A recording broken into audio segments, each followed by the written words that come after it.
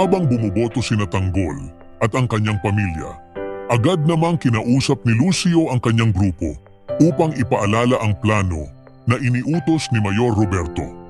Tumawag si Mayor Roberto upang ipaalam kay Lucio na nakaboto na si Tanggol at palabas na ito ng presinto. Siniguro niya na si Lucio at ang kanyang grupo ang bahala. Samantala, kinausap ni Santino si Erica matapos nitong malaman ang pagbubuntis niya. Kita sa mga mata ni Erica ang pag-aalala. Hindi alam kung ano ang kanyang gagawin. Naghinala naman si Santino kung sa kanya ba ang batang dinadala ni Erica dahil sa tingin niya, mas marami na itong naging karanasan kaysa sa kanya. Dahil dito, agad nagalit si Erica kay Santino. Matapos bumoto, agad na umalis si Tanggol kasama sina Don Julio at Marites. Habang nasa kotse, hindi mapakali si Marites. Lubos ang kanyang pag-aalala na kung matalo ang kanilang panig, malaki ang tsansa na pagplanuhan ng mga gerero ang buhay ni Tanggol. Pinakalma naman ni Tanggol ang kanyang ina. Sinabi niya na wala itong dapat ikabahala dahil palagi siyang nag-iingat at laging handa sa anumang mangyayari. Lalo na't alam niyang nakatutok sa kanya ang mga mata ng mga gerero. Napansin ng driver ni Tanggol na may sumusunod na sasakyan sa kanila. Agad nitong pinaalalahanan si Tanggol. Kaagad namang inutusan ni Tanggol na bilisan ang takbo ng sasakyan upang hindi sila masundan.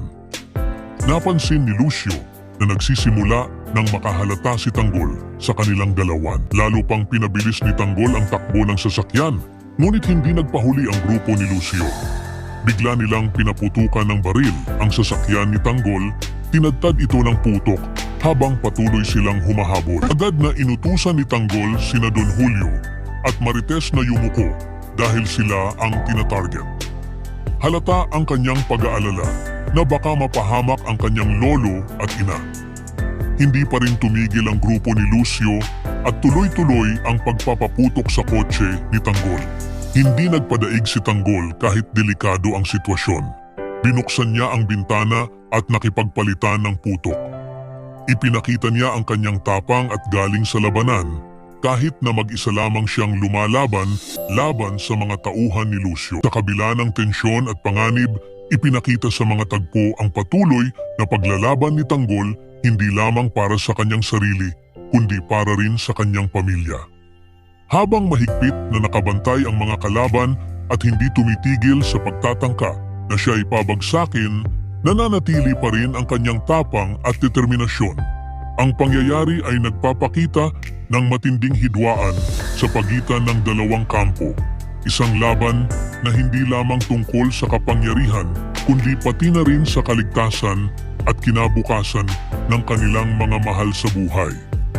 Habang tumitindi ang bawat eksena, malinaw na lalong umiigting ang tunggalian at wala nang makakabalik sa dati. Ang bawat kilos ay nagdadala ng mas malaking panganib at maaring humantong sa mas malupit na kapalit. Ibahagi ang inyong saloobin sa comments section. Huwag kalimutang mag-subscribe at i-click ang notification bell para hindi ninyo ma-miss ang susunod na kabanata ng Batang Quiapo. Maraming salamat sa panonood.